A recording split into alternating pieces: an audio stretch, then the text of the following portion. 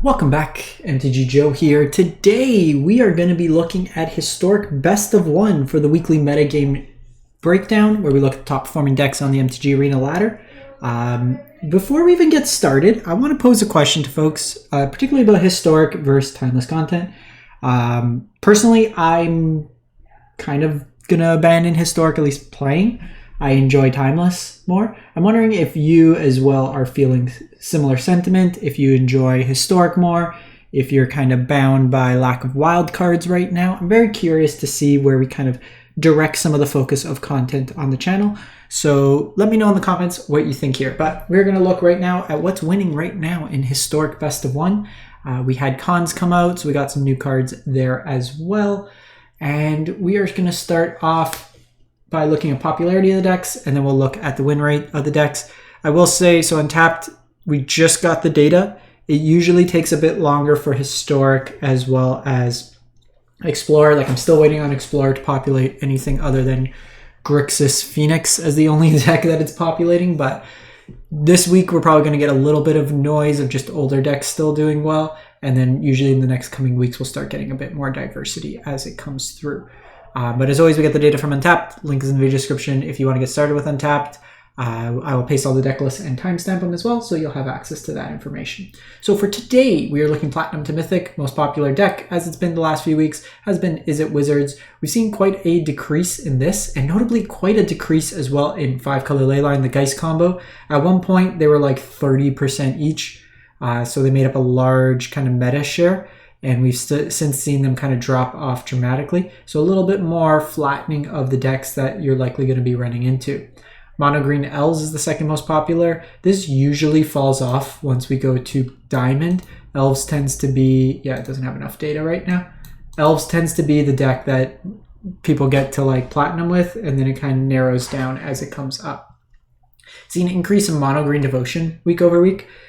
Devotion is a deck that was very popular. Again, another deck that peaked at about 30%, then kind of decreased. What might have happened is Karn got banned in Explorer, and all the Mono Green Devotion players were like, guess I'm a Historic gamer now. So interesting to see there. Some got Blue Eye Control 6.5, Mono Black Control 6.1, I guess 4 and 5 color Leyline. So Leyline combo is about 11% if you consider. The only difference is like which Leylines you're playing. And then Dimir Ninjas at 2.6.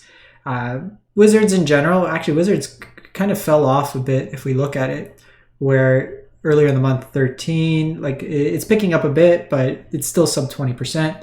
We see with Elves, it's picked up a bit, Devotion been fairly static, and then kind of everything kind of hanging out in this lower percentage range. But like I said, like we haven't seen the extremes of one of the two decks there for a while.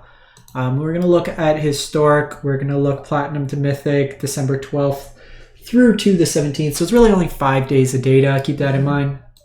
32,000 games played. Mono Green Devotion is the highest win rate deck, 72%. And Bowmaster's gone, so you can play some more Elves. This version here has got 10 one-mana accelerants between Utopia Sprawl, Halfling, and the Elves themselves. A little bit different version here. We see Up the Beanstalk in the 2-drop slot, and then full 4 Pelucranos, no Old Growth Troll, which is interesting. Pelucranos has reach so good against the Wizards deck to at least force either like a trade or something. It eats a Flame of Anor, but they always do. I think the full legendaries might be a little rough, especially with Storm the Festival, where you might want some more copies of Old Growth Troll, but it's clearly working at 71%. Still your Kioras, still your Karns, Cavalier of Thorns. This version's on the 3 Hallowhenge Wranglers. 5 mana 6/6 alchemy card. When it enters the battlefield, you seek a land, so it pulls a land from your library into your hand. Notably non-basic, so it can hit Nykthos. You can discard a land and conjure a card named Hallowhenge Beast to your hand. You can only activate this. You can also activate it when it's in the graveyard. So basically, it just turns excess lands into copies of vanilla 5/5s for 5. Copy Nissa, Storm the Festival pieces it together, 2 Beseju, and then the Nykthos. Notably, no Lair the Hydra usually plays 1 because it's a good mana sink as a creature. Your Karn board has Tormod's Crypt for Graveyard Hate, Haywire Might for Artifact Enchantments, Liquid metal coating can be used to destroy lands or shut off activated abilities. One ring, card advantage, Phyrexian Metamorph against the copy stuff, Sky Sovereign as removal, and then Akroma's Memorial as a way, if you kind of storm off, you could generate a whole bunch of mana, put creatures into play, and then Akroma's Memorial, give them all haste and attack in for that turn. Then go to Dimir Ninjas, 71%. So this is a list that Epic Gerardo on Twitter got day 2 of the MIQ. Last time it was Historic, I think 6 wins. Played in best of 3, but he says he plays this in best of 1 a lot for the events. Notable change is with Bowmaster gone, they are playing copies of Sheoldred's Edict, very good against the Geist combo as well. This is kind of a tempo-oriented deck.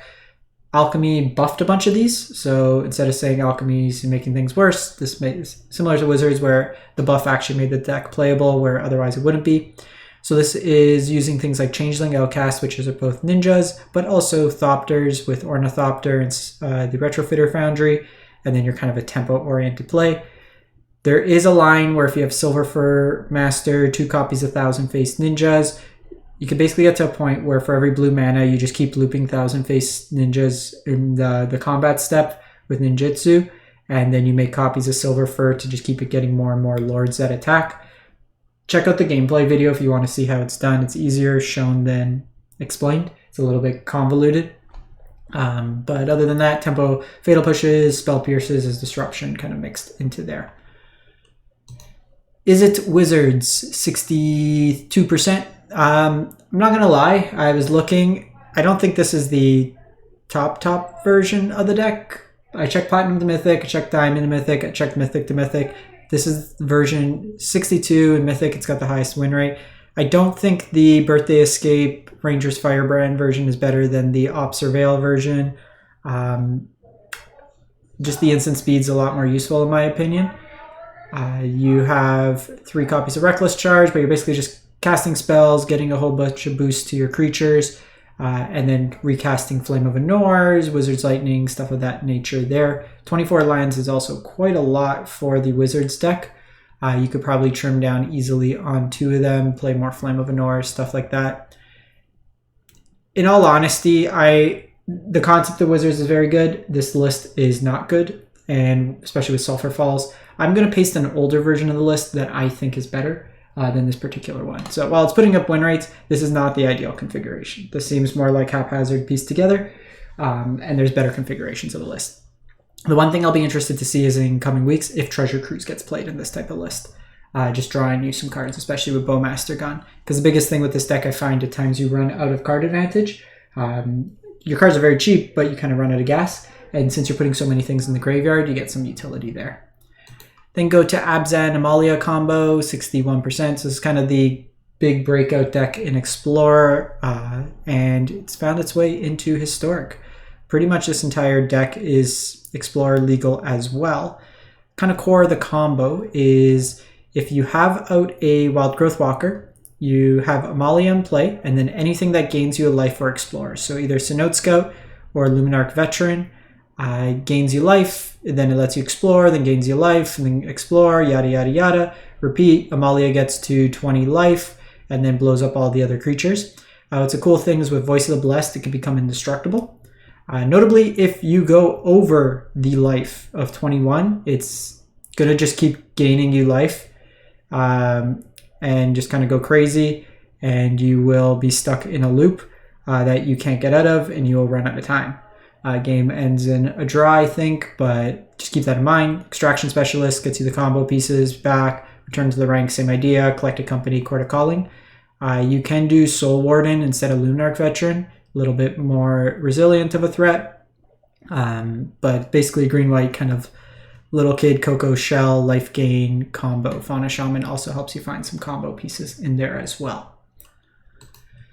Go to Esper Affinity, 60.2. So this is a non-Lurrus version of the deck. We have some Thought Monitors in here, Nettle Cysts, as well as Metallic Rebuke. Going with all that glitters over like Scissors in this case, Mashiko's Patchwork Automaton. You have some Vault Scourges, an aggressive creature that's got some evasion, similar with Ginger Brute. Single copy of Retrofitter Foundry is wrong. This should be on 4. So again, some interesting considerations. It's a weird week for Historic. Like, these decks are putting up some results. Again, most of the versions that are playing this deck are not on this particular configuration with Thought Monitor and Nettlecyst. Most of them are Lurrus Companion.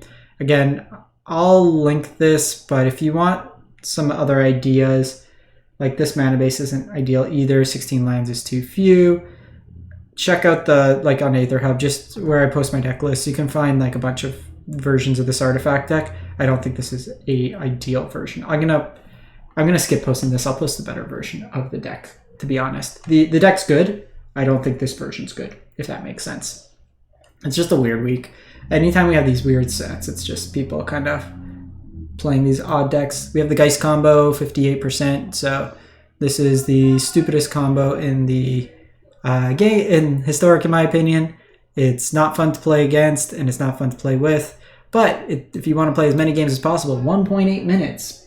Just play Mulligan Simulator, 58%. And what you're trying to do is, in your opening hand, have one land, have any of these ley lines, and have Fragment Reality. Cast this for 0 mana, Fragment Reality your own ley line, you get Geist into play, it can then attack, and then you put a bunch of auras and evasion and protection and stuff on it. It's a very boring deck, but if you want to win some games, it can definitely win it. And then lastly, a deck I didn't think we'd see much of, the Temur Gates deck, 57%. We have Spelunking as a way to make your Guild Gates come into play untapped. This version's on Guild Summit, Gates Ablaze. Interesting to see Terra Sunder in here and Spell Pierce. Not really the angle you necessarily want to go with these decks, where you usually want a little bit more interaction or explore style cards. I would probably just get rid of Terra Sunder and the Spell Pierce, play Explore, play a Boreal Grazer in lieu of these. Just helps you out a little bit more. But again, like, at least in Platinum maybe. Like, I don't know if this deck shows up in Mythic. I mean, it's still being played in Diamond.